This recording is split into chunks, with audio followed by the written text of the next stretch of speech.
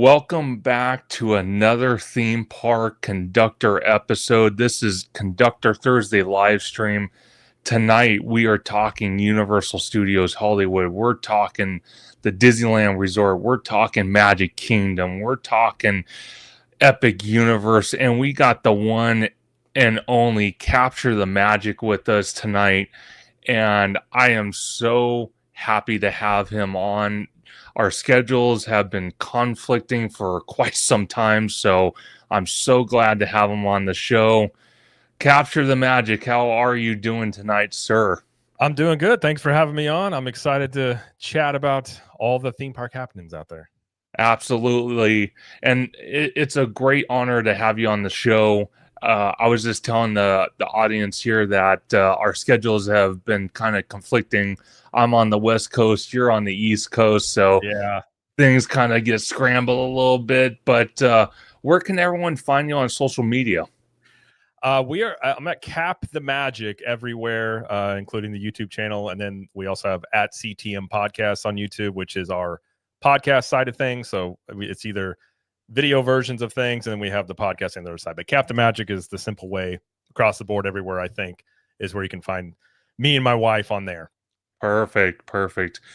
I want to start off right off the bat. I want to ask you, since you are on the East Coast, when was the last time you were out here on the West Coast?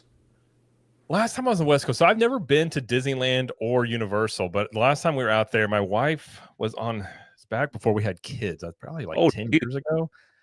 We went to San Diego. So I've actually been to California 3 or 4 times. I love San Diego. Would go out there all the time. I had a buddy that had an internship with a record label at one point in college. So we'd go out there and hang out for a week or two. But my wife and her family, they've been to Disneyland a ton. I just have never been to the theme parks out there, but I've been to California a handful of times though. Interesting. Well, I'm going to start off with Universal because I think me and you can relate a lot. I've been watching your videos for quite some time now. You've been doing a lot of videos about Epic Universe, just Universal in general, and then we'll jump to Disney later on.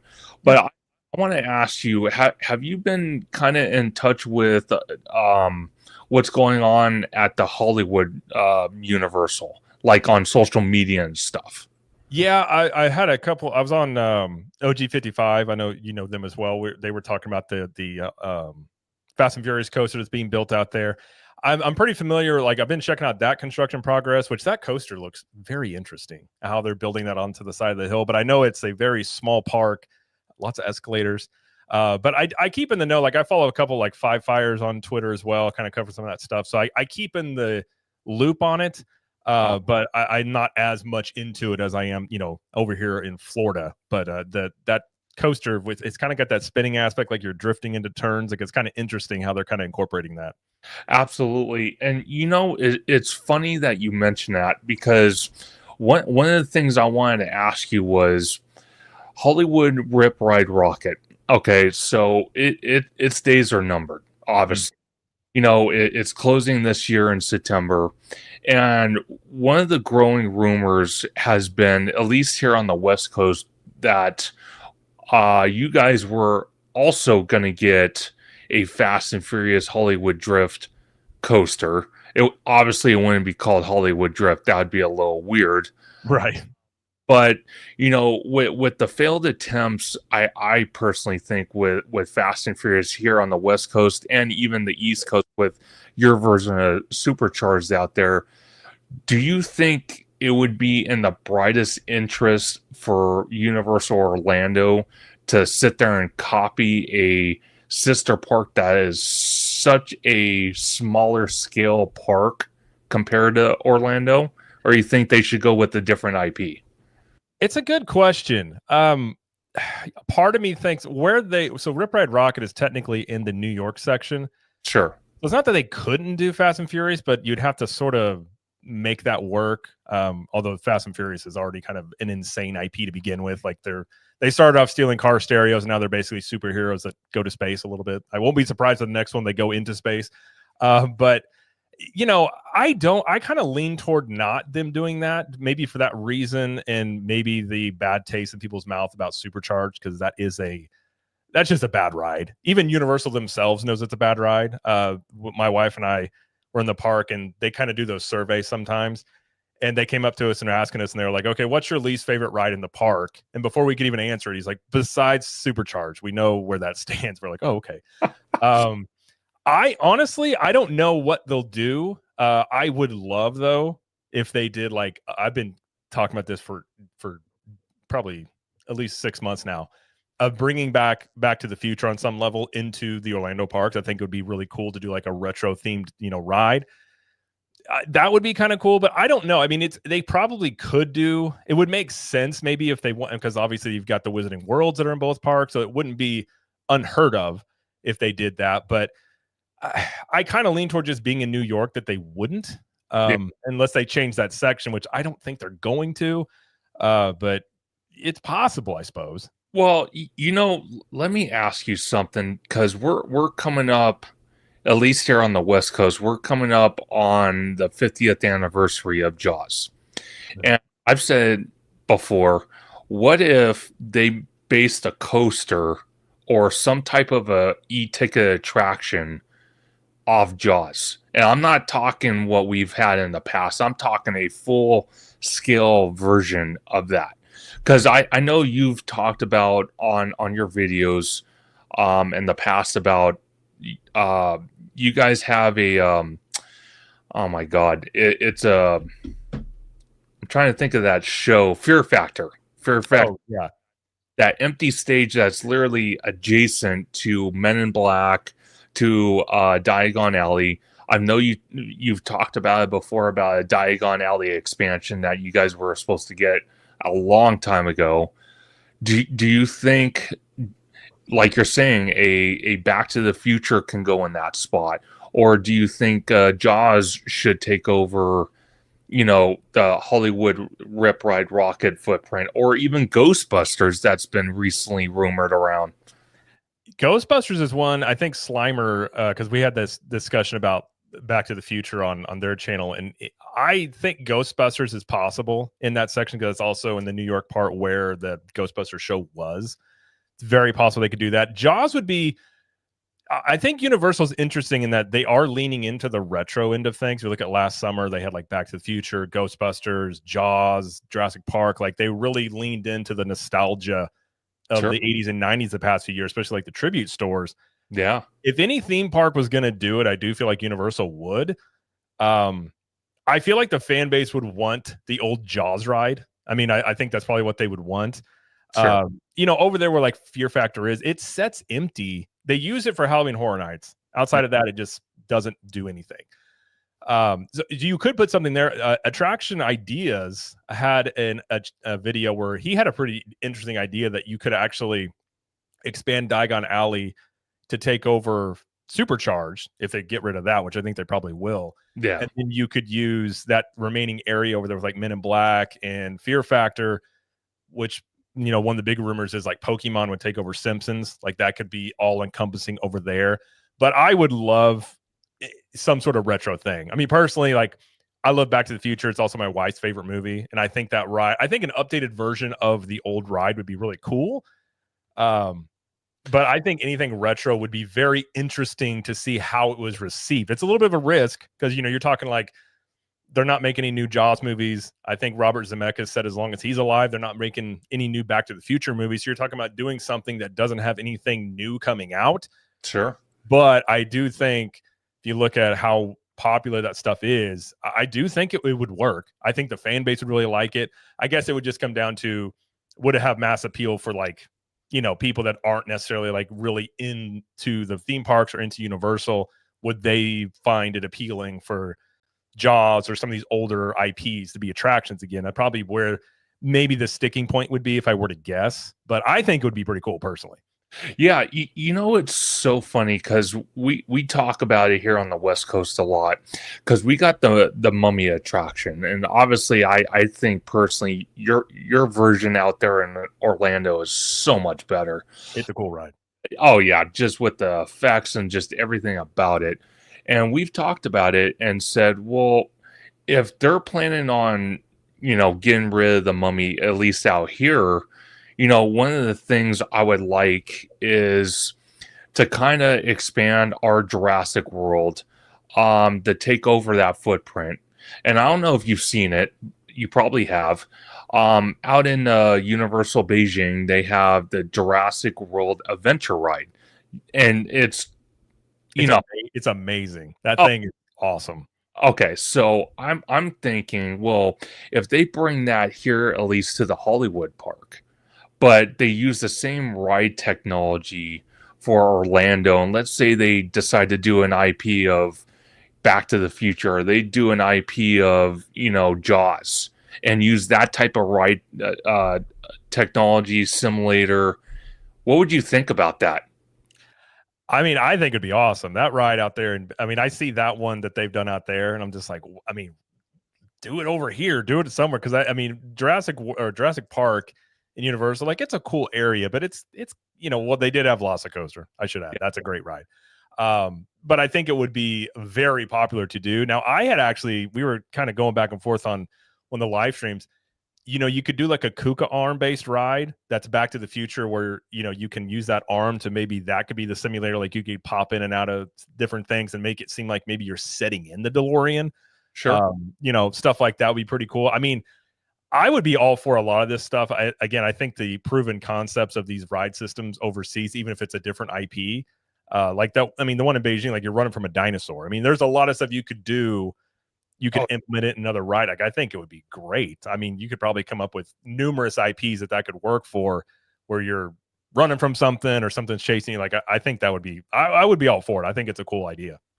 it's so funny. I find it an amazing idea because the way I see it is, and I know we all have a similar feeling, is uh between the East Coast and the West Coast getting the same attraction, the same land. It's like, why would I fly to the West Coast, and then vice versa? Why would I fly to the East Coast when the park that's in the state that I live in has the exact same thing? So I'm thinking, well, if they bring a ride, they bring an attraction that's from the international park. You know what? How many people are really fortunate to say, honey, kids, let's go fly to, Beijing. Let's go fly to Paris. Let's go fly to Hong Kong and go to, Disney out there for a week or two.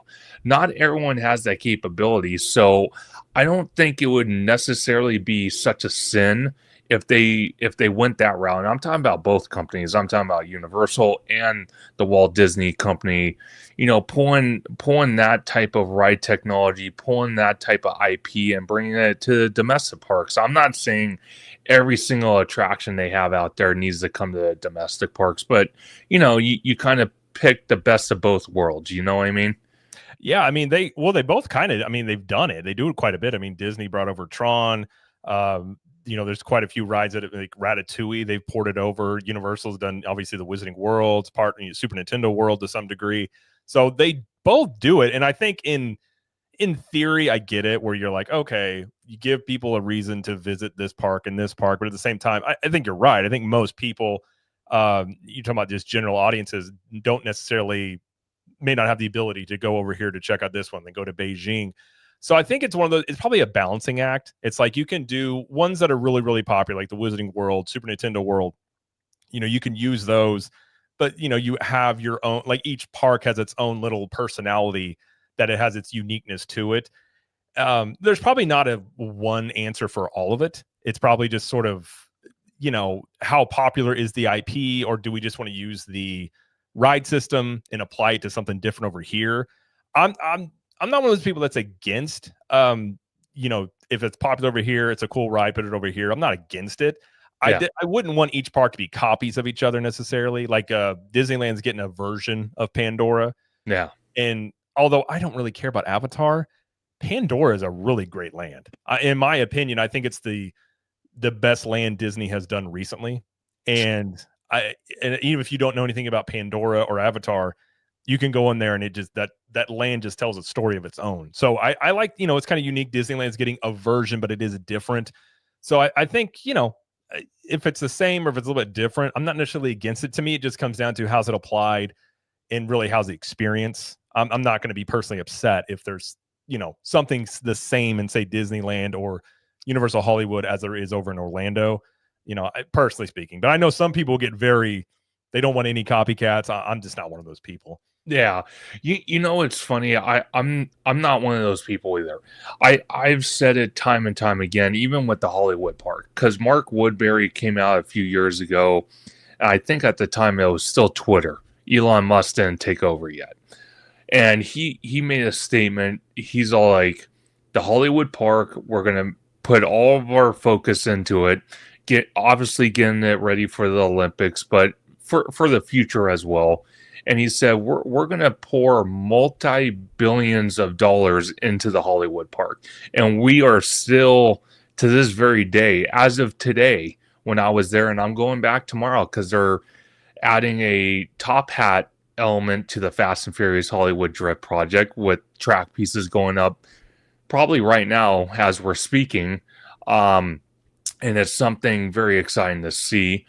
But for our plan out here in the Hollywood Park, supposedly it's already been planned out. We're supposed to be getting 2 on-site hotels, 500 rooms each. We're getting new security hubs. Our globe that sits in the front of the park is moving up 20 feet. Going to be completely rebuilt from the ground up, so it's going to not have any more broken effects. We're going to have multiple lands built, probably in the next 5 or 10 years, but at least hopefully maybe one land with at least a couple attractions by 28. Who knows? But when I make that statement, I make it loosely, because if I was going to choose any company to sit there and be under a scrutiny, be under a timeline, I would give it to Universal. I think we've all seen it when it comes to, theme park building, whether it's attractions, whether it's Epic Universe style resorts, the Texas park, even Horror Unleashed in Las Vegas. Yeah. Universal puts their money where their mouth is, and they hire the right crews to build what we all love to experience. Now, Disney, I'm sorry, the way I see it, at least here on the West Coast, they love going through that red tape. I don't get it. I just don't. Same thing in Orlando. Universal builds so quick. Yes. They just, and I've always wondered, I don't know if it's, I do know Disney likes to spread out the cost over multiple quarters. So I get it from a business standpoint. And Universal's they're trying to eat up market share. So they're kind of like the upstart, if you look like sports, like I come from a sports background. Sure. They're like, Disney's the Patriots, and maybe, when they first started up, like I'm from Missouri. So like, sure, they were like the Chiefs when they first got Mahomes or something. Like they're trying to make their name. So they've got a little bit more urgency to how they're doing things. But ever since Comcast bought them, they are not afraid to put money. And I think it really does come down to just spending the money to just build quickly. And you look at, like you said, Frisco and Vegas, and there was an article, I did a video on it, where Mark Woodbury, which I love everything I've heard about Mark Woodbury. I love him as the head of the Universal Parks. Everything I've heard about him, he talks is just about the guest experience. Yeah. And it seems like that's his main focus. But he said they're doing multiple of these, where like Halloween Horror Nights, or the Horror Nights Unleashed, and the Frisco Kids Park type of model. They're doing multiple of these across the country, or maybe even the world. So, they're very much in. I don't think they're going to slow down one bit after Epic Universe. I think they're just going to go into overdrive and really push what they're doing. And I think it's an asset that they can build it so quick. Now, with the Hollywood coaster, when is it supposed to be done, and how long overall is that construction going to take them out there? Okay, so as of today, the construction walls on the outside say 26. They don't say a month. They don't say anything. They just say 2026. Okay. But the way we've been all looking at it, obviously you can see on your screen Universal High, Five Fires, many others, Theme Park Wizard, Theme Park Obsession. I could go on for 10 minutes. A lot of us on the West Coast believe that this coaster will be, at least the track itself, will be completed by the end of next month. Wow. So, yeah, by the end of next month, track should be complete on the circuit.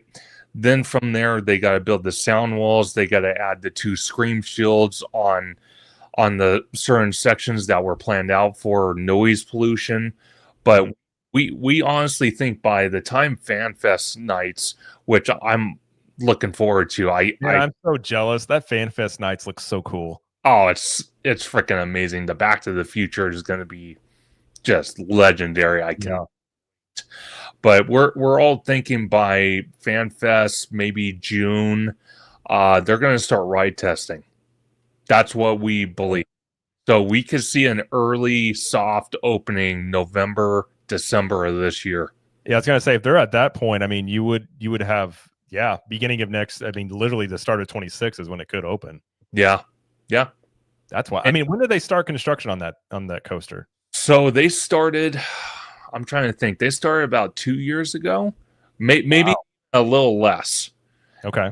And you're talking about they had to rip two massive soundstage buildings that were both shows to rip that out. They had to grade multiple layers of the hill. They had going into the hillside, right? Like on just where it kind of is. Yeah, that's wild. Oh, it's crazy. And the thing is, obviously, no matter where you look, whether you're in Hogsmeade or you're on the lower lot, you can see this coaster from everywhere. Even the 101 freeway, all the freeways surrounding Universal, you can see this thing for miles. That's how humongous it is. Yeah, I mean, like I said, if you're going to do Fast and Furious, this ride to me makes the most sense, as it almost like it's got that drifting factor and you're going fast. I do. Yeah. I mean, I think if you're going to use it, I think that's a good coaster to use it on. And I am curious, like you said, they're expanding, Hollywood. Do they own land around it to be able to do it? Are they buying land? I was always heard the Hollywood Park was very limited on their space. Okay. And I didn't know if they just had the land or if they just are acquiring land or how that was working. No. So basically this general area here is what Universal is. Across the way, you have this golf course. Mm-hmm. And COVID, because this is a private golf course, I think it's like a $10,000 a month, fee that belong to this. You got multi-mansions literally surrounding the golf course. But before COVID happened, Universal was going to strike a deal. They were going to buy that golf course. They were going to move a lot of their sound stages to that area, and all these older sound stages were going to be torn out for theme park space. Now they can't do that anymore. So now the option is still on the table is to buy Warner Brothers out, which they are considering. I've heard that. Yes, they are considering buying Warner Brothers, because if you look at it, let me zoom out here. You got Universal down here, and right here where my mouse is, that's where Warner Brothers is. So it's literally right there. Yeah. If they buy Warner Brothers out, a lot of the productions they shoot on the lot will move over there. A lot of the older sound stages, they won't have a problem ripping out. Mm-hmm.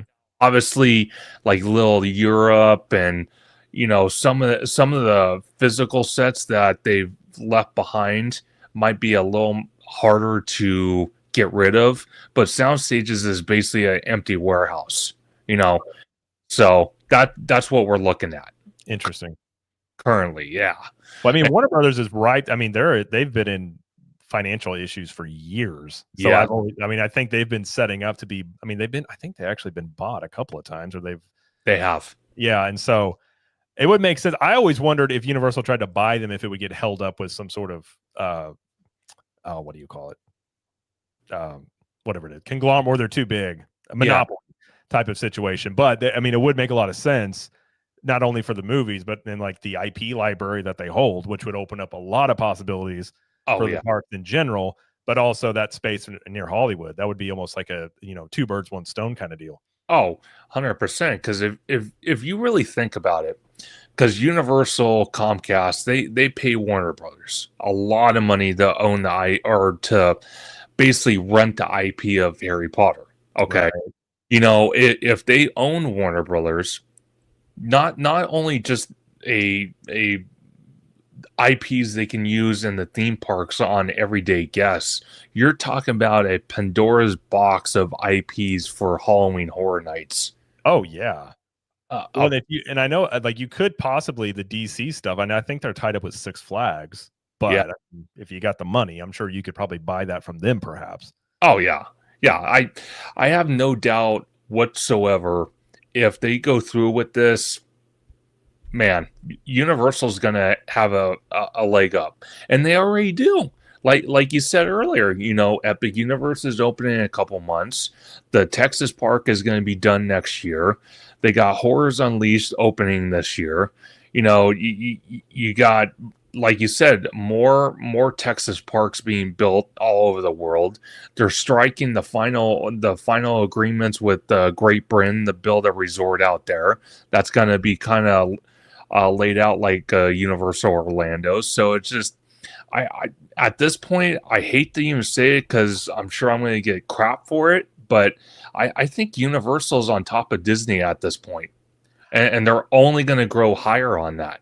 I've said creatively, I think Disney's been chasing Universal for years. I've heard from multiple people, and this is just from people that as the channel has grown, people reach out and tell me things.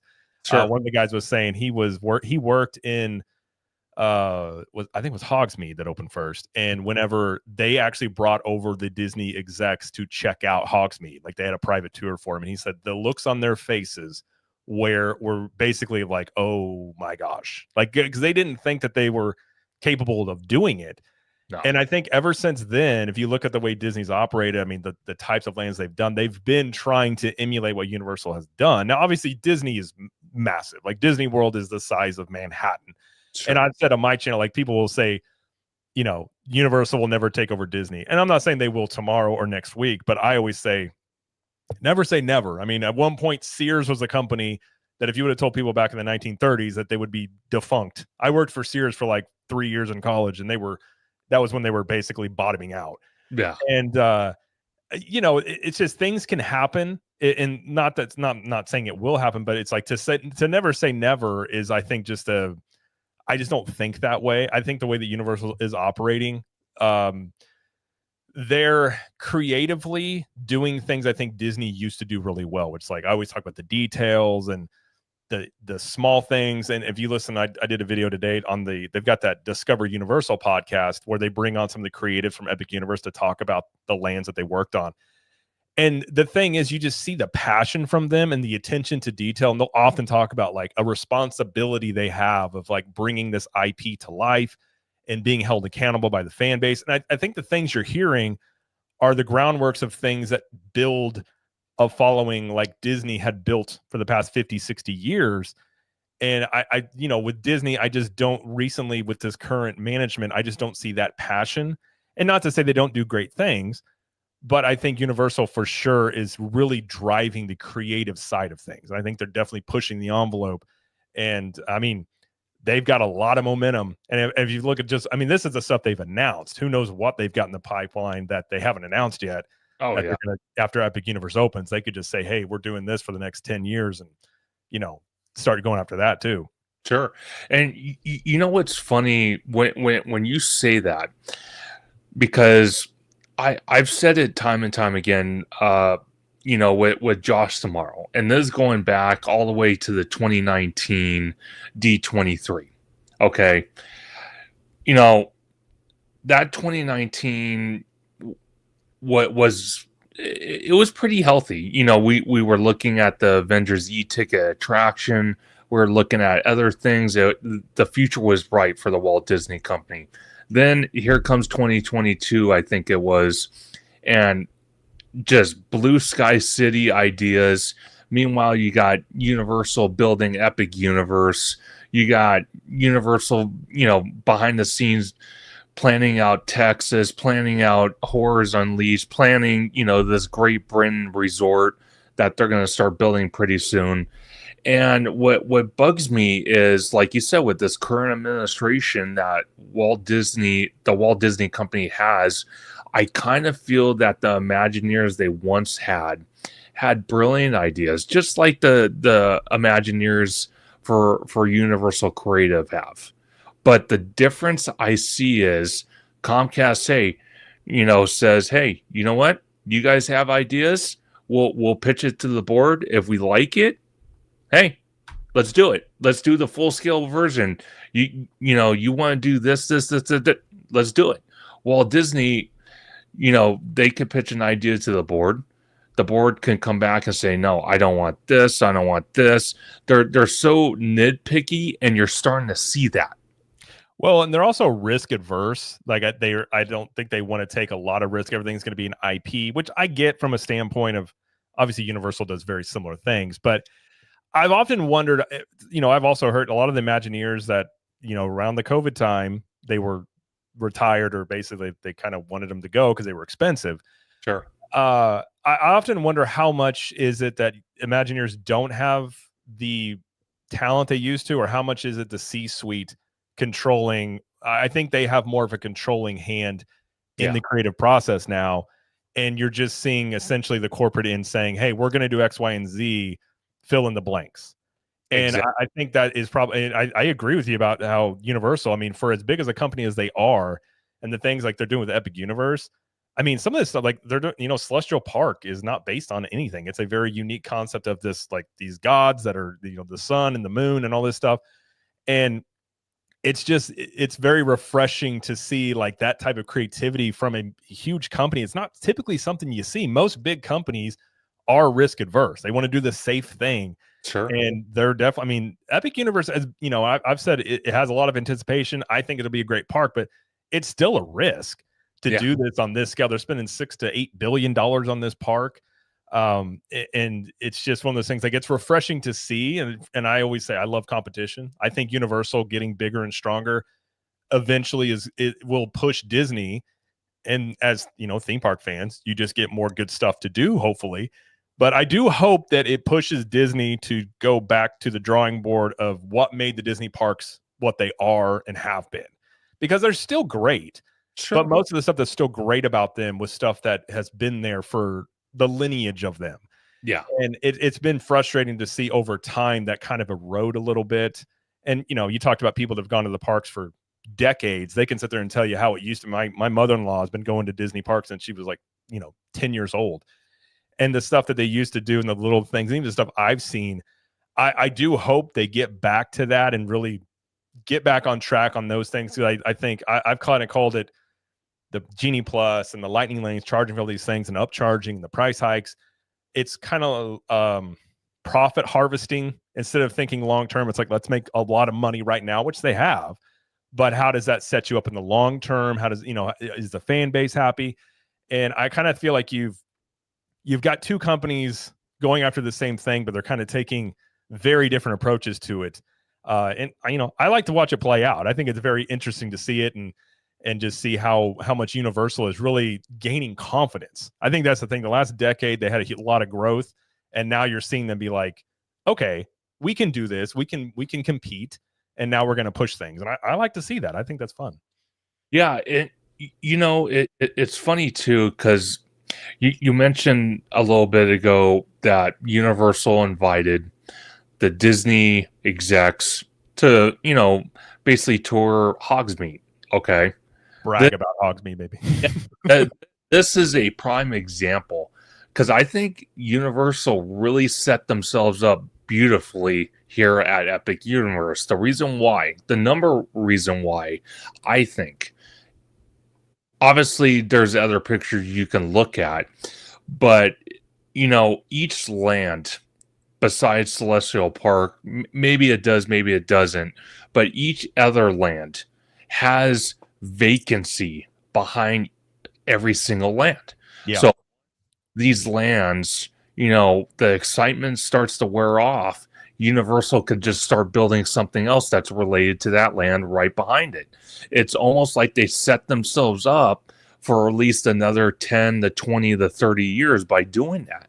And maybe Disney can learn something about that, whether they build a third gate out here in Anaheim, or they, decide, hey, you know what, we're going to push the envelope too, and eventually build another, whole resort in Florida, and we don't know once Bob Iger's gone and Catherine Kennedy comes in, if she is chosen, what her agenda is going to be. Because each CEO, and I'm just going to base it off Universal and the Walt Disney Company, each CEO that comes in, they obviously want to make their footprint on the company, and they want to make it legendary. So do you think that's a possibility, or you think she's going to go a different route if she's chosen? So you think Kathleen? I've never heard it. You think Kathleen Kennedy is in the running for the CEO? I think so. Oh my gosh, that's I the. I have been so anti Kathleen Kennedy for so long. well, Personally, well, I hope that she retires and just goes off into the sunset and plays with her grandkids. Personally, but that. oh, okay. So since we're on that subject, who would be your best representative? Who? I've been saying for a while, I hope it's somebody outside the company. Sure, I've never thought Bob Iger was that great of a CEO. I think he's made some good deals. sure. But if you look at, where Star Wars is now with all these other things, Yeah, and just, I don't think he's been a great CEO. I think somebody from the outside coming in could breathe new life into the company, a different perspective. And, maybe that would be the question. If the question I have about Josh D'Amaro, I don't know how much of the park stuff is him or how much of it is, people above him. It's hard to know if it's really coming from him. He gets the blame or the praise, I suppose, on some level. sure. So I don't know enough about him to know if he'd be a good CEO. But Disney's such a unique company because it's like theme parks, movies, streaming. They're Yeah, just ESPN. They're just so big. I think a dual CEO role, if you look at Disney historically, has been the thing that works the best. yeah, You had Walt and Roy. You yeah, had Michael Eisner and Frank Wells. That was really the renaissance of them in the 90s, was those two. I kind of think that approach is something that would work. And that is kind of what they've hinted at with this new committee they have of maybe looking at dual CEO role. So I don't know enough about the CEO world to know who would be good. I would just hope. I think you had somebody that's a money man and somebody that's more creative. yeah, I think for Disney, that could be a good approach. But I also think that's where Universal kind of has an advantage because they're owned by Comcast. Mark Woodbury runs the parks, but what they do in the theme parks, at least at this point, it doesn't really affect the Comcast's stock price. Like they make their money on cable and movie, all this other stuff. Whereas with Disney, most of the money comes from the theme parks now. yeah, And so the microscope is on the theme park so much that every little thing they do is scrutinized, and the stock price, can go up and down based on like attendance and how much of an impact Epic Universe is going to have. That can mess with them. So I think Disney's they're such different companies and how they're just set up and how they operate. And while Disney is massive, I think it's a disadvantage of their creativity because there's just so much pressure on the parks. CEO, I just don't know. I mean, I think if Josh D'Amaro is somebody that really has a passion for theme parks and maybe he's just been overridden by Bob Iger or people above him, maybe he would work. But I think at this point, outside blood would be great. Just bring a new perspective, somebody that's innovative, that wants to change things and really, have a different philosophy, and not like a Bob Igerite, as I've said many times. Like, I don't want a clone of Bob Iger in there. No, It's continuing what he's done. no, and like you said, the Walt Disney Company is so massive. I think at this point, to keep up with Universal just in general and Comcast, I think a dual CEO is necessary. I don't think it's really necessary for Universal. It seems like they got the playbook down, so there's no reason for that. One thing I would say though is I kind of feel that Bob Chapek, for a second, I kind of feel he had good ideas, but when things failed, like you said, all the money's coming from the theme parks for the Walt Disney companies. So any little screw up or anything like that, it falls on the CEO automatically, and it falls on Josh tomorrow. I kind of feel that when Bob Chapek was CEO, you got COVID, then you had the lockdowns, then you had the Galactic Star Cruiser, which I know you did a video on, which is now being turned into a employee office building. Space. yeah, Office Space. So, I feel that Bob Chapek, just to give him a pixie dust of acceptance. I really feel that Bob Iger was really playing the puppet master behind the scenes. So when he, Oh, absolutely. Well, Bob Iger never left. He was still Chapek still reported to Iger yeah, so during that whole time. And if you remember how it got handed off, which I'm not a Chapek fan. I think he was set up a really bad deal. it was, Um, so it's like they had the whole thing right before COVID. He just was like, I'm out. Bob's in, hands him the mess of all this stuff. And Bob Chapek he's just not he doesn't look like the type of CEO. Like he's not good in front of a camera. It's kind no, of awkward. Um, I think he was set up almost to just be the fall guy in a lot of ways. And he was still a lot of the things that were going through that didn't work were things that were in the motion. Like the Star Cruiser was something that was being planned for years before that. yeah, So it wasn't like it was a Chapek idea that failed.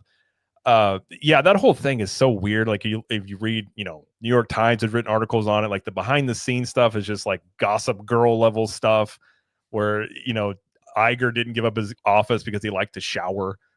Just weird stuff like that where it's just he really wasn't given a fair shake. Now, I don't think he was a good CEO regardless, but he was almost just set up to be the bad guy, fall guy, and then Iger come back in. It's such a strange it, little blip in history.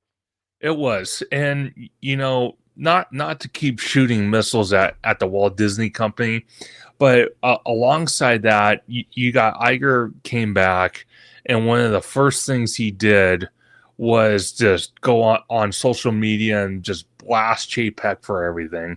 Then you got him fighting with Ron DeSantis in Florida over this "don't say gay" bill nonsense. It's like, first of all, focus on guest relations. Focus on the magic. Get your head out of politics. Stop involving the company with all this politics nonsense. If you as the CEO wants to get into politics, fine. Don't drag the whole company down with you when you're doing that. So Yeah. between that and then, like I said, the Galactic Star Cruiser failure, it hasn't been a good time for the Walt Disney Company in general. That's why you said everything they do now going forward is completely scrutinized. Everything. Well, and yeah, I mean, it's just they got sidetracked on things, and whether you agree with them or not, it's like I personally don't want that stuff. Like theme parks are supposed to be an escape, Sure. or entertainment is supposed to be an escape. Sure. And when you have a company dragging that stuff into it, whether you agree with it or not, even if I agree with, I don't want it. I just want to go to theme parks. I want to enjoy these things and go with my family. Yeah. And I think it definitely derailed the company and I think honestly, if you look at the D23s that had those blue sky things, I think part of that was them fighting with Florida Yeah. and not wanting to commit to spending money in the state while they were fighting with them. Yeah. Which during that time period, Universal was building Epic Universe. And I think that was because I said all along, I was shocked when they didn't have something to rebuttal back in that had been 2022. Yeah. D23. Now, they announced stuff at D23 2024, but that stuff's not going to be ready for what, 5 years plus? So you're giving Epic Universe this run of 5 years potentially of whatever impact it's going to have. They really don't have anything to answer for it. No. And I think that was ultimately a mistake that set them back and not being able to really counter back with them. But yeah, I mean, I just I guess when Iger came back, he did take away the parking fees at the hotels, which I was shocked by. I was like, oh, that's nice. But outside of that, I kind of figured all along it would just be business as usual because Iger never left. He was still in charge when Chapek was there. So it's been, yeah, I mean, there's been a lot of scrutiny on it. You've got the people that are, what was it, Nelson Peltz trying to get board seats and fighting off of that. And so there's been a lot of things outside of just running the company. They've just been messing with these other things while their biggest competitor is out here just focusing on, the theme parks. They're just, you don't see them getting involved in any of this other stuff. And I think that's part of the reason that they're being successful right now and just growing and continuing to go into market share. Yeah. It's funny that we're pivoting to Walt Disney because I want to ask you, because I know you did a video on it. I know you've talked about it with. I think you even talked about it when you were on Orange Grove 55. You know, with the Walt Disney Company doing all this crazy nonsense they should have never done in the first place. Now they announced the Muppets closing. Now they announced one of the most beautiful areas in Magic Kingdom, getting basically filled in to put in a Cars dirt bike. Well, I'm going to say dirt bike, a track. In the middle of Magic Kingdom. It's like, what the hell are we looking at here? Why? Yeah. I think I love the Rivers of America, and I understand the arguments. People say, well, people don't ride the riverboat. They don't go over there much. This is where I always say it's a difference between a theme park and an amusement park. Is an amusement park, you're just stuffing as much stuff as you can for people to do, versus having a theme park supposed to build a story while you're in there. And I think the Rivers of America provide such beauty and ambiance to that area. Plus, it adds to Haunted Mansion. I think it is a mistake. Now, I think the reason they're probably doing it is the rumors out there that the foundations of the river need to be repaired, and it would be very costly, and they don't want to put the money into something they don't deem has like an ROI to it. But even if you decided to take it away and say we don't want to, whatever, we can't repair it, whatever, but to put cartoon cars in a Frontierland setting, I don't understand. Yeah. Unless, which I think is what's going to happen, Frontierland is not going to be Frontierland. Yeah. I think it is going to be something different going forward. Sure. And it's just they announce these things at D23, then the next day they say, oh, this is going away, and it's replacing this. Now, Villains Land being the only thing that's an actual expansion. Yeah. And I think that's the thing a lot of Disney fans they hear the good news and they're like, but, and then there's always like well, okay, we're going to, and I understand the arguments like Muppets, and that hasn't been a very popular. I mean, it's not that popular back there. Usually Muppets is a walk-on. Sure. But Disney has the space. Universal in both coasts are very limited. I mean, that's why Epic Universe is a completely different spot. Like, they don't have the space Disney does, but Disney kind of operates like they're limited. Yeah. And I think that's the frustration. And I mean, we'll have to wait and see how it shapes out. I personally think it's going to be very weird in the Magic Kingdom to see the river's gone, have these racing cars in here, and it's just going to change how that whole area is. In a park, it's the #1 theme park in the world. If anything, I would say Magic Kingdom doesn't need this massive overhaul. I even say go into your other parks and do other stuff, personally speaking. But it's kind of bizarre. And again, I feel that Walt Disney World, it has a lot to do. Maybe not attraction wise, but it has a lot to do. And when you destroy something this beautiful, to sit there and put something, like you said, cartoonish in an area that does not fit, it's like, what the hell are we doing? Meanwhile, on the West Coast, you got a whole land, a Tomorrowland, falling apart, deteriorating. You're looking at old skeletons of attractions that were glorious back in the day, now just sit there abandoned, and you're worried about this. And you sit there and you go on the stage at the Honda Center and tell everyone, basically we're building an Avatar land, we're building 2 brand new attractions for Avengers Campus out here on the West Coast. We're going to Dino USA and we're ripping that all apart and putting an Indiana Jones attraction and Kanto, and we're going to put a Cars Land. And you know what's funny about that? I noticed to a point they were very careful, or at least Josh Tomorrow was, because I watched it. He was very careful not to say that the Cars Land was going to replace Rivers of America. And as soon as that news came out, so much backlash. I'm like, well, they announced it that it was the very next day. Yeah, because I watched it as well, and the very next day, they then announced that it was replacing the Rivers of America, and because they knew that it was not going to go over well. Oh, hell no! And I it's just, it's just that thing of like, I feel like Disney they created, I've said this many times, they created the standard in which that theme park immersion is judged and Disney's judged by. And I just think it comes down to like, Animal Kingdom definitely needs more things to do. Sure. It definitely seems like a mismatch of like, I guess you can make the like, Encanto, like they have animal elements, and I love Indiana Jones. Oh yeah. I think it's a stretch, but I'm like, well, okay, but it definitely doesn't seem like they take the attention to detail about making like things that fitting things. And I think that probably started with like Frozen going into Epcot. I remember when that first went in and people were like, what are we doing? This isn't what Epcot is. And then you've seen this, overall, it's like each park is losing its personality because everything just has an IP stuffed into it somewhere.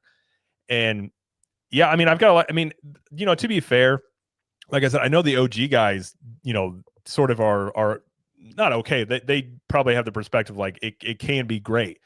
And it could be great. And if it's great, then that's fine.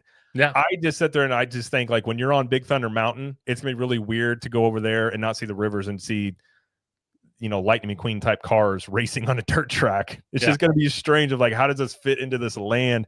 And I like stuff that related to Walt. And I know it's not as historical as the Disneyland one, but Walt loved the frontier. That was something that was like really dear to him. And I always hate seeing things like that taken away from the parks, like more Walt stuff being taken away. And I just like the Beyond Big Thunder idea they had, where they had a cars area back there. Like I don't think that's a problem really back there, or taking cars and putting it in Tomorrowland Speedway. But because our Tomorrowland is also just it's a land without an identity. It just sits there sort of just like a mismatch of things. I'd like to see more focus in not just trying to say, well, which IPs are popular, stuff them in here, make them work sort of thing, but more attention to detail, I think, and just taking more care of that end of things. Well, see, the thing I see about this, and I completely agree with you. I completely agree with the Orange Grove 55 team that it has the potential to be great. The thing that makes me completely nervous is the fact that to this day, both on the East and West Coast, Tiana's Bayou Adventure. Yeah. Today issues. You have modern technology. I get it. You stripped out an old attraction, reskinned it, gave it a new paint job, added some new animatronics, and you called it a new ride. I get that. But it seems like every single day there's issues. And what makes me completely nervous is if what they're doing is taking out the Rivers of America, which is a big footprint. It's massive. Oh, it's humongous. And you're going to put a Cars Land in there. Could you imagine, just even for a second, if that land, those attractions, probably even some show elements, if I had to guess, were having issues the way that Tiana's Bayou Adventure has on a day-to-day basis, what people would think?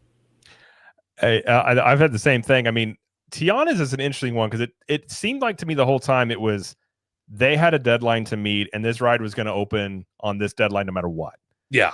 And you had these issues that popped up with Disney Worlds. Like I've ridden it one time all the way through. At 3 times I tried to ride it and got escorted off each time at different various points because it broke down.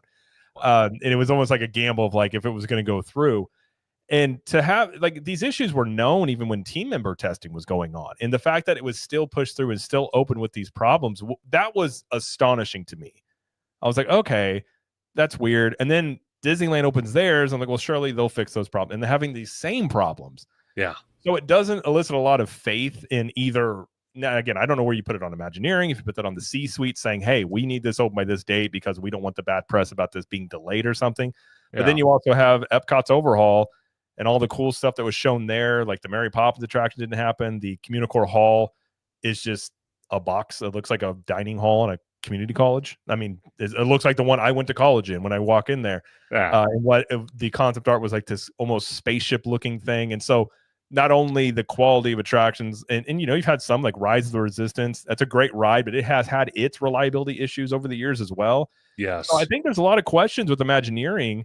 And I don't think it's nitpicky to say, hey, like the recent history has not been great. Now, Cosmic Rewind is a fantastic ride.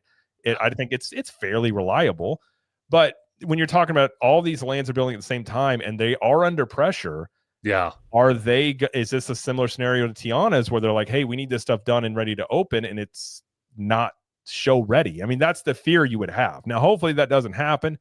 There's a lot of pressure not only to get it done, but to get it done right. Because I think if they open these things and they do have issues, I mean, that's going to be a very, very bad look for them. So I as much as I think there are concerns with Imagineering, and I completely agree on some level, I think logically you just think, okay, surely they understand how this looks and they're going to really try and make sure this stuff works. But it does raise your eyebrow and say, if these things open and they have problems, how is this going to look? And let's say Epic Universe is a massive success compared to that. It's one thing when it's just Disney, but it's another thing when you have Universal really pushing at the heels here, and you start looking at the two. I think that's really where it starts getting, them worried about optics and really starting to compete there.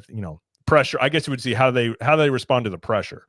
Yeah, and again, like I've made a previous statement, it just seems like the Walt Disney Company, compared to Universal, loves going through red tape, and they love, forcing the Imagineers. If I had to guess, because I'm not there, you're not there. We're no one's there to see what happens behind the scenes, but we could see it.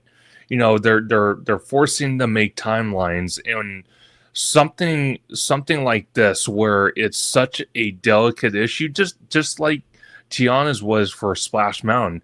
So many people were pissed off on the East Coast, West Coast about their Splash Mountain closing to see a new attraction being put in there, and to have the epic failures it has. And I said earlier on in the live stream tonight, I said, well, the thing is, compared to Universal with Comcast and whatnot, they let their Imagineers take the time to build stuff to work out the kinks. And I kind of feel the Walt Disney Company, again, they have deadlines, and they will make that deadline whether they have, excuse my language, but half-ass it or not. They don't want bad press. Yeah. Well, it almost, to me, it's like people talk about making movies or art, and you can't really assembly line it. You can't do it with a formula necessarily. It needs to be, it's much more artistic in that way. Whereas I feel like Disney kind of tries to operate, they have a formula and they just plug things in and do it, at least recently. Whereas Universal, it does seem like they let the creative team at Universal just go wild. They're just like, hey, what ideas do you have? And they're like, this is an idea. And they're like, do it. That sounds great. And I think Disney is, I agree. I think they're much more, I think there's a lot more C-suite control. And I think when in that type of environment, just a corporate environment in general, like creativity is not something that really naturally occurs unless it's cultivated. Yeah. And I do wonder about that. Like you said, we're not there. I don't know. I've heard rumors. I've heard people say here and there. You got former Imagineers like Jim Schul's out there talking about all the time about, you've even got the gift shop in Haunted Mansion out there in Disneyland having its issues with just like water drainage and things that were never a problem before being a problem now. And like, where does this stem from? Exactly. And it's just, we can sit here and guess, but it still looks at the fact that the finished products are not to the standard that they were even a decade ago, 15, 20 years ago. Sure. And like, what's going on with it? Like, where does it come from? And really, like, just how do you fix it? And I think that's the main thing of like, I'm not really as much concerned about the blame, but it's like, okay, well, let's figure out the problem here and like put the effort forth to get back on track. Yeah. I think that would be the way forward. Yeah. And, I'm not giving Universal Comcast, I'm not giving them a pass. The reason I say that is, out here on the West Coast, I was at Universal Studios Hollywood for grand opening weekend, grand opening day of Super Nintendo World, and there were issues with that. Yeah. You walk in, paint was missing, rocks on the mountain there were chipped off. It looked like some of the hillsides, for the grassy hillsides, looked like someone went with a hammer and freaking smacked the hell out of the hillside because you could see hammer marks all over the Oh, place. really? I didn't know that. Okay. Oh yeah, so Universal's had their issues. Don't get me. When Hagrid's opened, it was like a 9-hour wait. It had massive issues. Its opening timeline. I mean, they have their stuff as well for sure. Oh, 100%. It just seems like I don't know. It seems like when Universal faces issues like that, they they figure out how to fix it. They figure out how to republicize it where it's not a eyesore anymore. So I give them a handshake on that.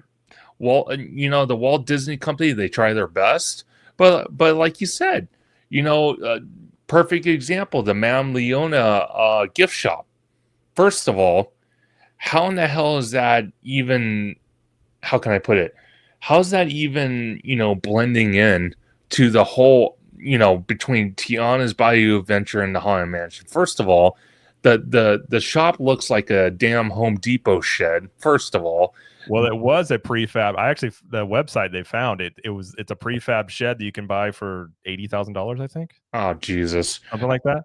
And then the whole hysteria that just happened a few weeks ago about them buying an art piece they found online, and you got there was AI art in there. There was stuff that you could find on like Amazon, like just run of the mill things you could just find in random shops online. Yeah, see, that's what I mean. But you got all these Imagineers, you got all these creatives that have amazing talents, and then you do something like that. It's kind of like slapping them in the face.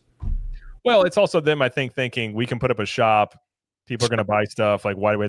That's a lot of, I think, the hubris of the company perhaps shining through.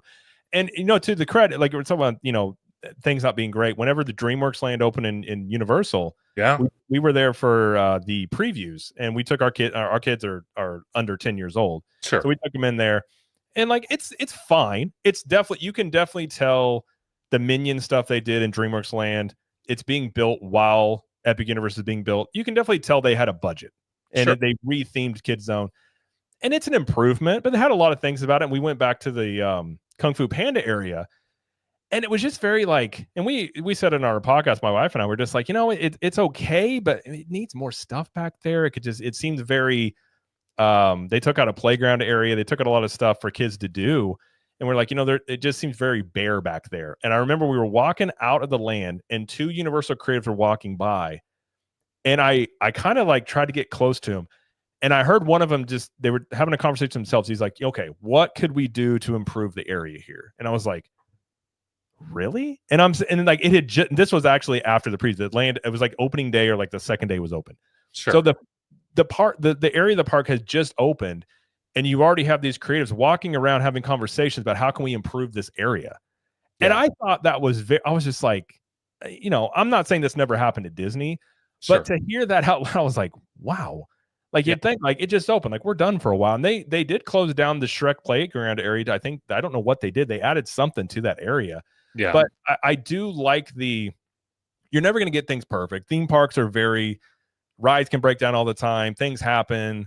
It's a very chaotic thing, I'm sure, on a day-to-day basis. But I think to me, I definitely feel like Universal, while also not perfect, is making a lot of strides and efforts to really do what the fans want. And I think that may be where it comes down to. I think sometimes Disney feels we're going to tell you what you're going to like here, and not as much maybe willing to listen. Now, I think they are more now, maybe from some of the feedback, and they're kind of realizing we need to listen to the fans a bit more. But I think I liked hearing that. And even I told my wife, I was like, I just heard that from these guys, and you could tell they were higher ups. Sure. And they did add a snack stand area back there and something else. So they did add some stuff back there. Yeah. After it opened. But I just thought that was kind of interesting. I was like, it's kind of refreshing to just see that in real time of a land that just opened, and they're already thinking about how can we make this, area better.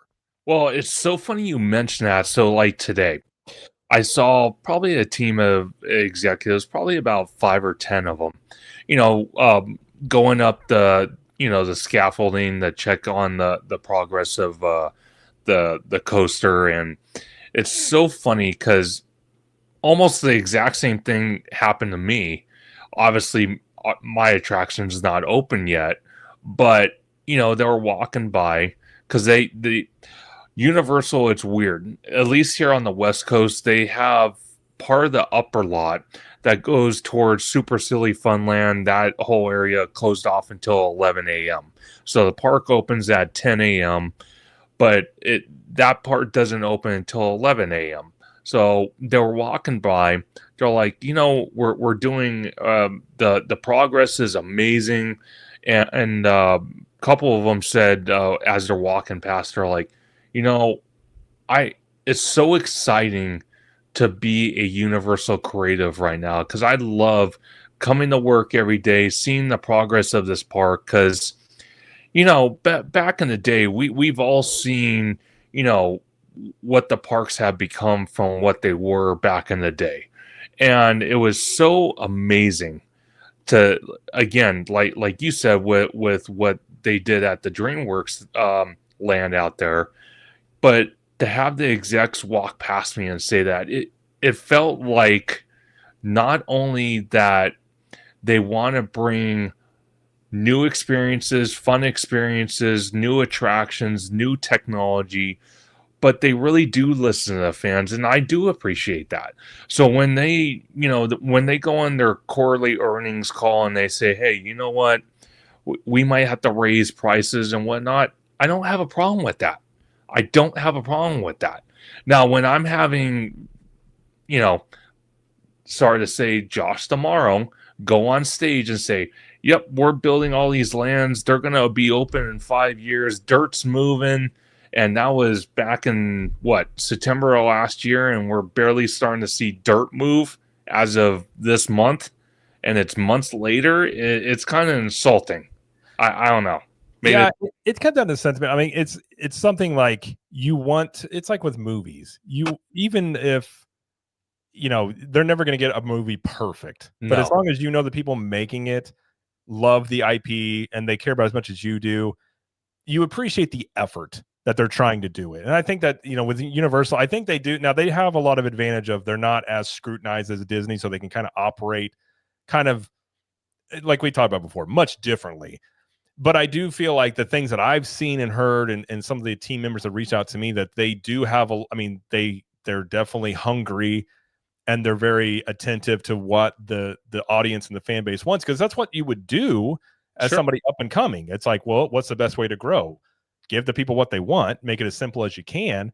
And it is nice when you do hear those things. And I'm not saying those conversations don't go on at Disney. I'm sure they do on some level. Yeah. But it's nice to hear that and then see it very quickly versus, you're talking about the price increases at Disney. It's like at the same time, you've got the maintenance side being cut. You're not seeing necessarily the increase in price going into a lot of the park operations. Now, you are seeing new things being built now, and we'll see how those things end up. But it's just one of those things that a lot of it just comes down to the fan sentiment. Sure. And I agree with that. And like I saw here, Ian in the chat said, "Come on, man, Universal has its issues too. VillainCon." Absolutely. Yeah. I'm not saying they don't. Now, VillainCon, they tried to do Toy Story Mania, which I love.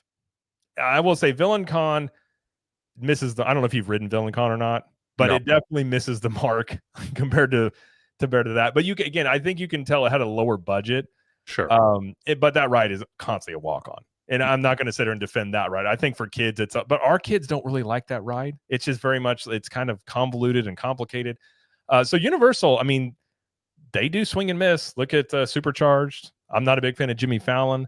But the things I'm seeing from Epic Universe and just the overall, what they're doing, the aggression, I feel like they kind of have with things.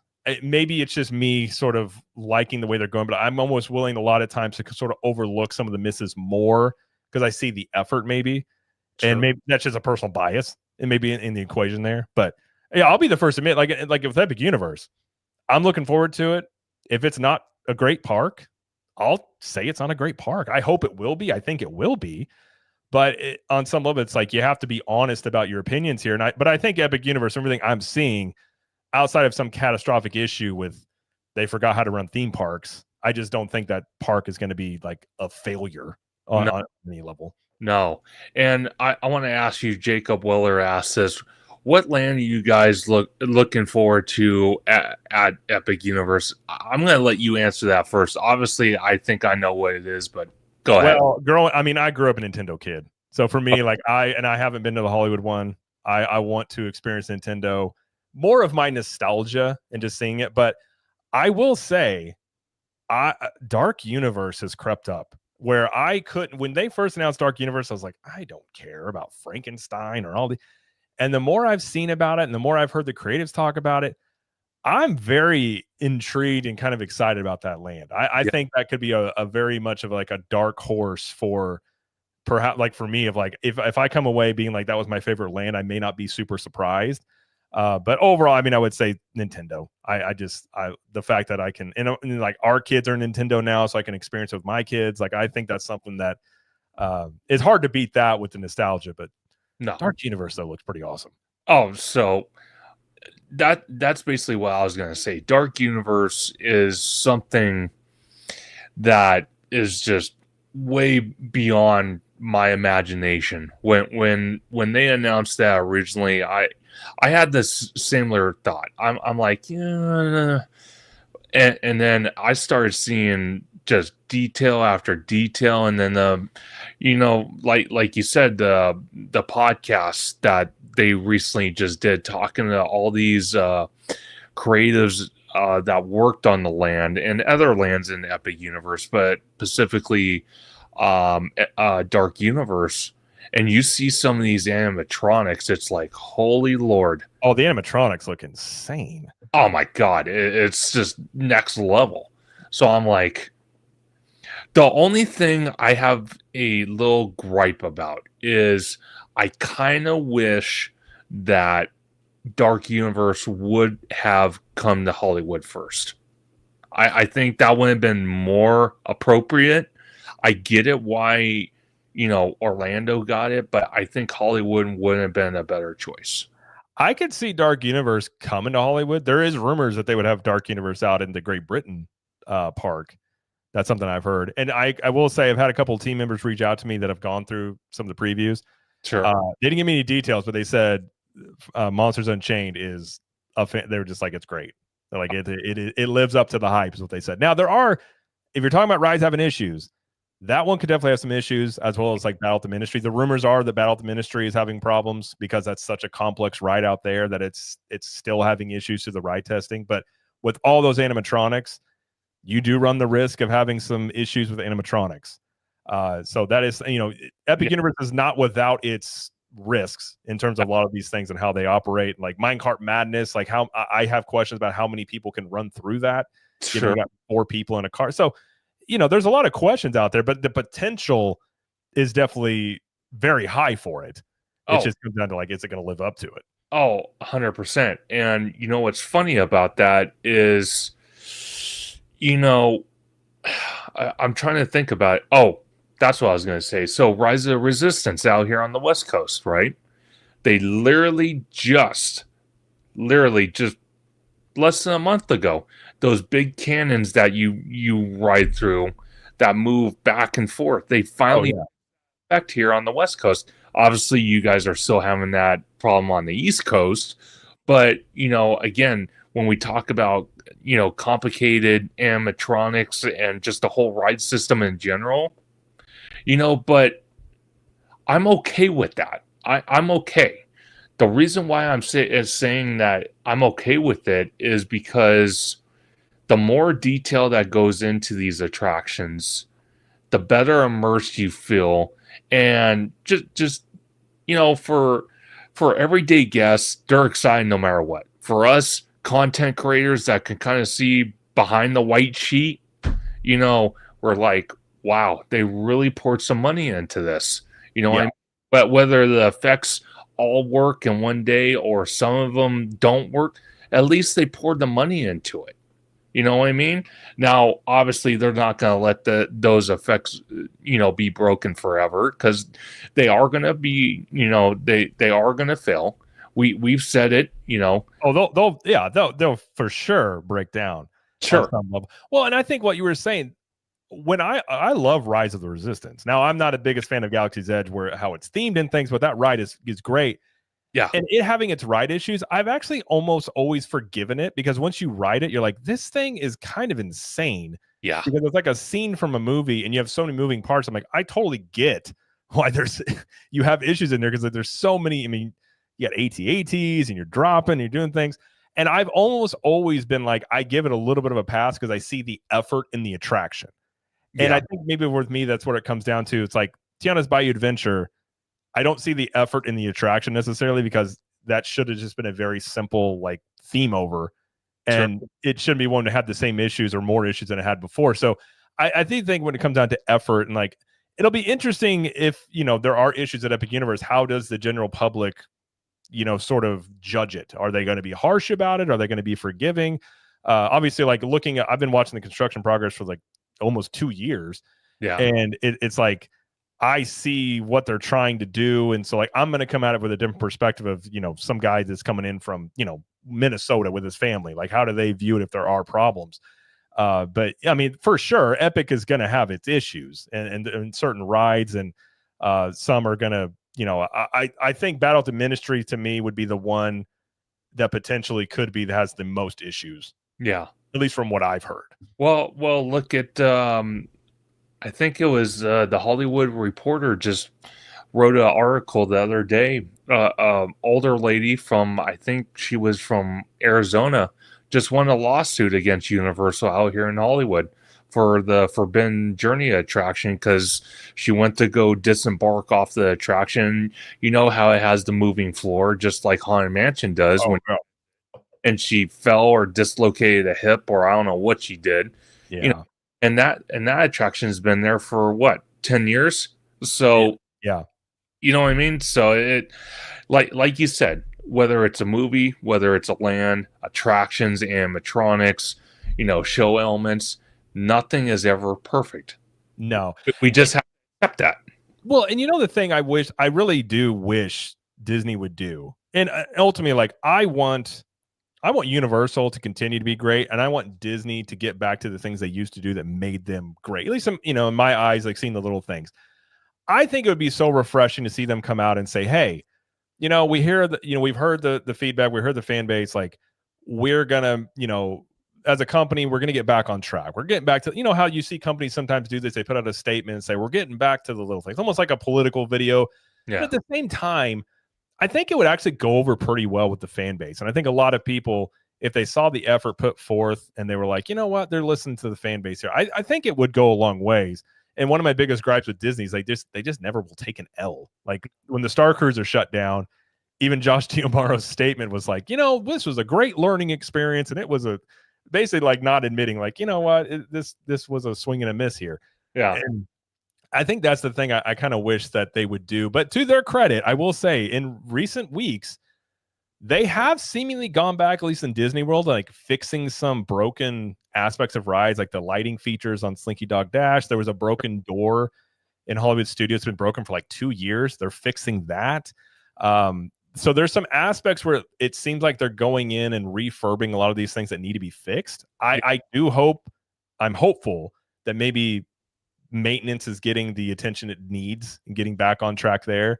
Because my dad worked for Disney before COVID, and he even said they openly would talk about the bus drivers and things about, like, yeah, maintenance got cut. You can tell, like, years ago they started cutting maintenance budgets, and it was something that was starting to creep into the parks more, just because things break down more and having more issues like that.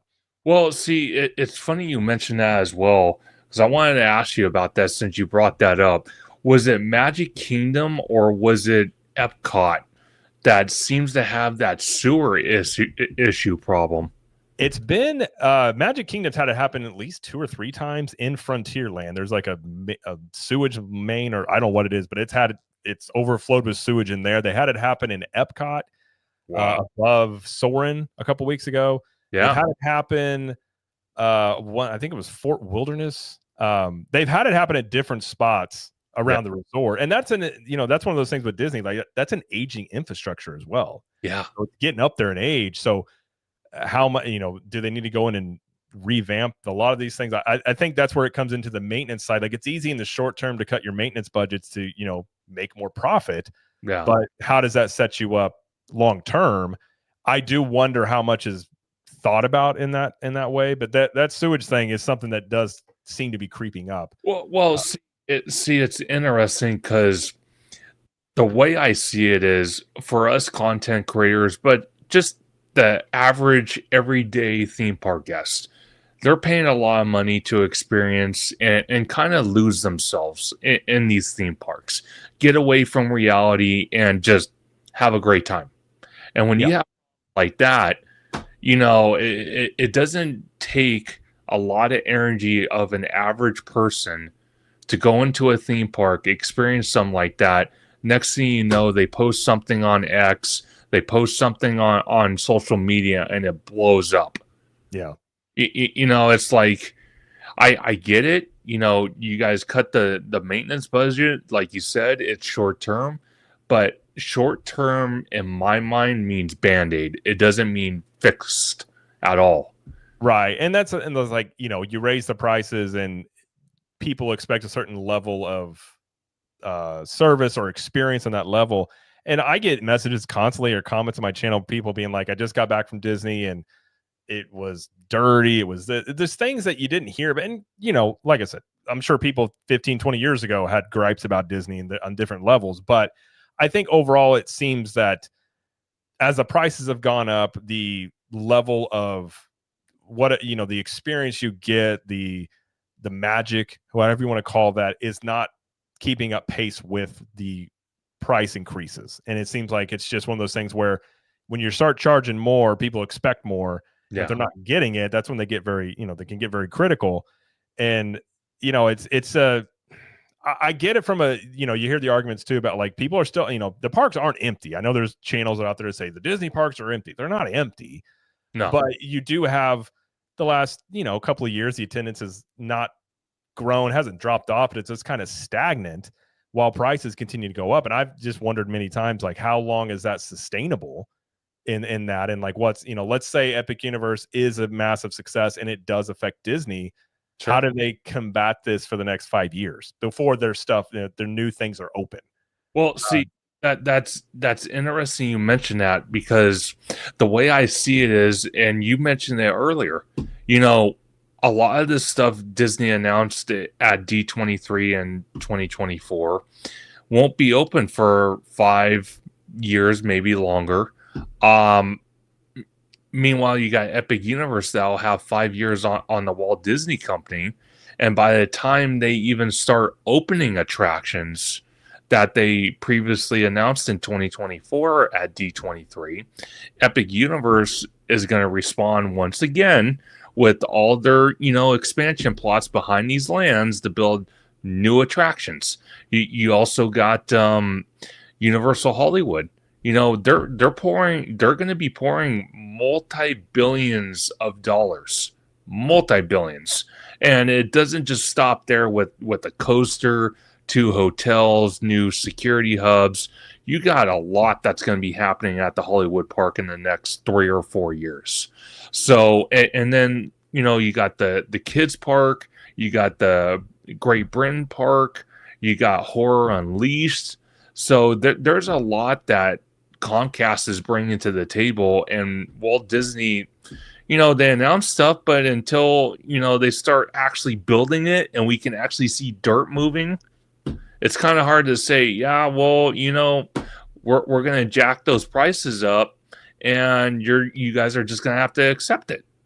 I mean, like, we've had our podcast for 8 years. I just recently started focusing more on YouTube and just doing it alongside the podcast. But so a lot of our audience is people that have been going to Disney parks for, a long, long time. Sure. And even then, when Disney makes these announcements, and these are people that are very much they still go to Disney. They're very forgiving of what, things that Disney does, but they'll say like, well, we'll wait and see. Like, I think with the Disney crowd, even the ones that are still into it a lot, it's still sort of like, well, let's see what they end up coming up. Because, from the D23s where it's Blue Sky to the Epcot overhaul, there's a lot of things recently where it's sort of like, well, let's see what you do here. And I hope it is great. I really do. I hope all the stuff they build is phenomenal. Like Monsters Inc. Land, I hope that's fantastic. That coaster has been something people have wanted for a long time. It's a cool idea. But I definitely think, in that time period, we talk about 5 years of Epic Universe before Disney stuff comes open, or whatever that timeline is. I mean, Universal is, the rumor is Pokemon going to The Simpsons. You've got potentially Zelda out there that they may or may not do. And I think that they very well could announce expansion plots into Epic Universe in that time period. Yeah. And what at that point when Disney stuff comes online, if Universal maybe has stuff either done or maybe almost done as well, like then we're really in like an arms race between the theme parks, which I think is great. But I am very curious how Disney would react to that. And a lot of it's going to depend on how the stuff they build is received. And I think that'll be really interesting to see. Like, if it goes over very well, obviously they don't have to necessarily, tit for tat respond. But let's say that it's kind of lukewarm or, whatever, it's mixed reviews. Do they feel the pressure to say, okay, we're doing even more? And I think that's where it gets really interesting when you start talking about, like, are we getting new attractions yearly by both companies? Like, they just start saying, yeah, we're, Universal announces 5 things. Universal's like, or Disney's like, we're doing 4 things. Like, that part will be interesting the next decade. Because the last decade, I mean, if you look at Universal, they've taken a lot of market share. They've had a very successful decade. Yeah. This next one could be really interesting in terms of how aggressive they seem to be going, and just what is the reaction from Disney? How much does it affect Disney? Like, there's just, I think it's very fun to watch, and I'm very interested just to see how it all plays out. Oh, definitely. The next 20 years from this point going forward is going to be very exciting. But like you said, it's quality. The product they put out for people, what is the quality going to be like? And that's a question on both sides. It's not that Disney, it's on both sides. And it's both here on the on the West Coast and the East Coast, because they're working projects on both coasts. Even international, they're working on projects. So we'll just have to wait and see what happens. I do want to bring up a question, and I'm pretty sure I know the answer you're going to respond to. Chris West asked, will there be virtual queues to enter the lands at Epic Universe? And I'm going to add to that, for how long, if they do that. That's a good question. Let's put it this way. I haven't heard rumblings about it. I'm not saying I have like internal sources. Some team members reach out. Sure. I haven't heard anything. They could, like previews wise, maybe, but I feel like they're controlling the ticket sales so much that they may just control it that way. Yeah. And not do. I feel like Universal definitely doesn't want to do like a park reservation system. Yeah. And I feel like they may not want to do a virtual queue. Now, they may on some rides. I could see certain rides having virtual queues potentially, like say Battle to Ministry or something. But sure, if I were to guess, no. But I haven't heard anything. That would be, and now that a land could get to capacity, very potentially, I could see that happening. Absolutely. There was also rumors out there that people were saying that each land was going to have its own ticketed entrance and things like that. I never thought that was going to be the case. So I would be surprised if they did that. I feel like they would very much want to keep it as simple as possible, because I think one of the reasons Universal has gained some market share is because it is simpler to go there versus Disney. Like, Disney is so complicated. Yeah. And Universal still, like, you can go to that park and not be on your phone. So it's kind of a nice, refreshing thing to just be able to walk in and just be like, oh, I can just go do stuff here. So I did get confirmation. Each land is going to have a virtual queue, but that is completely understandable. I don't have a problem with that. It's only going to be temporary. Only temporary. And I don't have an issue with that. Now, how long to do that for? Who knows? Oh, but that has been confirmed? So Chris West, he has there's a guy online, Park Mind. I posted it. Okay. So I hadn't heard anything about it. I haven't been on Twitter much today, but I hadn't heard that. That's interesting. Is it for previews or like when it opens? I think when it opens, because I'm looking at the snapshot he sent me. It shows Super Nintendo World, How You Train Your Dragon, Dark Universe, Harry Potter. Let's see. He's just sent me some more. Oh, I'm looking at it right now. Yeah. Okay. Interesting. Yeah. But that's okay though. I don't have an issue with that because it's a brand new theme park. You know, Right. it's the new shiny toy in town.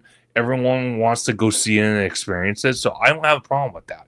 Now, if we're talking, if I have you on, obviously I'm going to have you a lot more on the channel before then. But let's say I have you on a year from now and we're still discussing this. Okay, that's a problem. But I don't think it's going to go that far. Yeah, I mean, it's always that thing like with Disney with the virtual queues, like they just got rid of Cosmics and Yeah, everyone was like, "Oh my gosh, we're gonna have 4 hour waits," and it wasn't that bad. I always understand it for like new attractions and new, you've got new demand there.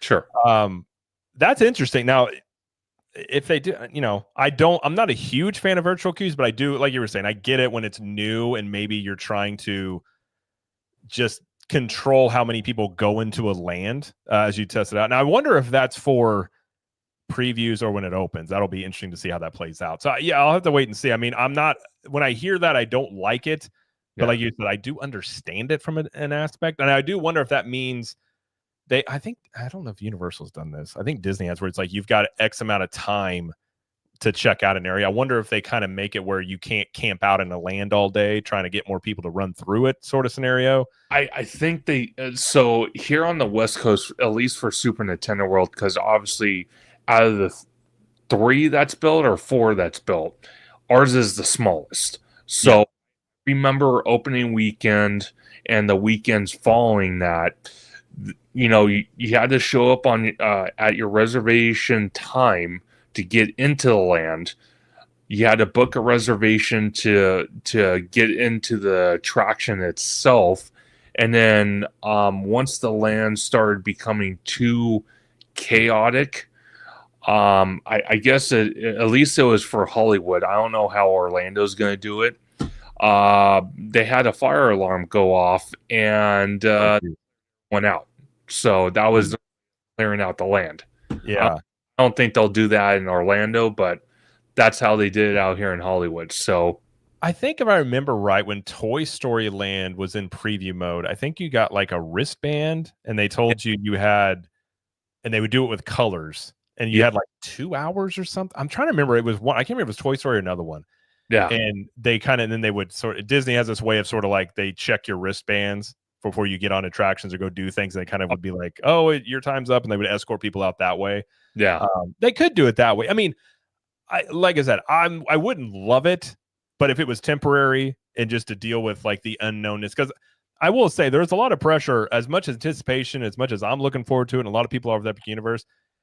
There is this, it may not, it very well just could never live up to a lot of people's expectations. Sure. And so one thing they definitely don't want would be opening day major hiccups. And No. so they're really trying to control those crowds, make sure the lines don't get too, high wait times and things. I can understand it. Yeah. Like you said, if we're talking about this a year later, Cosmic Rewind had a virtual queue for 4 years or 3 years, however long that was. I wouldn't like that. No. But I would, yeah, like you said, I would understand. That's interesting. I hadn't seen that until there. That'll be, Yeah. I may make a video on that. That's interesting because I will be looking forward to that video. I don't really know how to think. You know what I mean? Like I'm sitting there thinking, like in one mind, I have the business side, and the other mind, I'm like, I don't want to have to do that, but yeah, But I get it though. So yeah, I do. we'll just have to wait and see.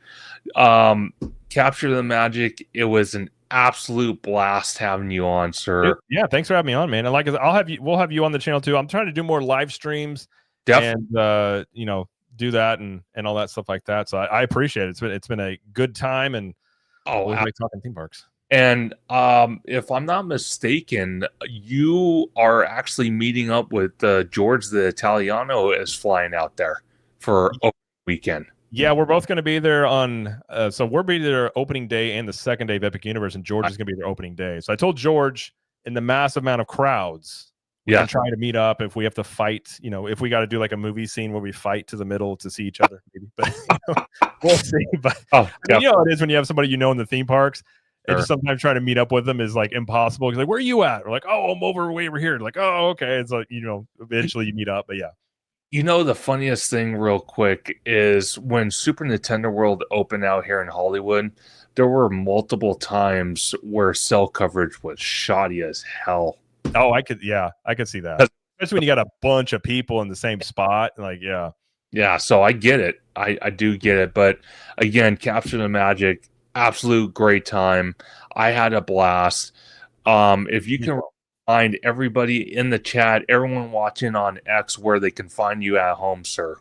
Yeah, it's Cap the Magic everywhere. I don't post a lot on X. I may start doing it more, but mostly on Instagram. We're most active on social media, and then over on YouTube, it's at Cap the Magic. I do at least 1 to 2 videos a day, and then at CTM Podcast is our podcast. We have a Universal Edition and Disney World Edition with my wife and I, where we have more reviews and tips and park strategies and things like that. And the Cap the Magic YouTube just hit 10,000 subs. I think we're like 10,200 now or something like that. So it's I appreciate everybody that's been tuning in and watching. It's been fun, and looking forward to this very exciting time period, I think, coming up for the next few years for sure. But it's an absolute great time to be a theme park fan. I can't even keep up with stuff half the time. If I take my eyes off, I'm working on a construction video, hopefully get it out tomorrow, and I look up and I'm like, what did I miss? And there's like 9 news stories. I'm just like, geez. Oh man, it's a full-time job, it seems like. But no, I had a great time. I appreciate you having me on, and I'll have for sure have you come on the channel, and anytime you want me on here, just holler at me and we'll make it happen. Well, next time I have you on, I will have OG on there. All right. Well, I like a threat. It's a good time. Oh no, always. He's awesome. He's great. Yeah, hopefully I'll meet up with George. I think I am going to vlog the opening thing for Epic. So that would be awesome. When I meet up with George, I'll make sure he does his Italiano phrase in there. And well, of course, but because if not, I know where to find him now. Yeah, oh yeah, he moved out there. Yeah, that's right. Yeah, you can get him. Yeah, there you go. Exactly. Well, I'm your host, Theme Park Conductor. You can find me on Instagram, YouTube, Bluesky at Theme Park Conductor. You can find me on X at Theme Conductor. You can find me every Thursday at 7 p.m. Pacific Standard Time on Conductor Thursday live stream, whether I have a guest or I'm doing it solo. But never miss any Theme Park Conductor news coming from this channel and all my social medias. I want to wish everybody a happy and safe and hopefully cool or warm night wherever you might be at. So have a great night, everybody, and I'll see you guys soon. See you guys.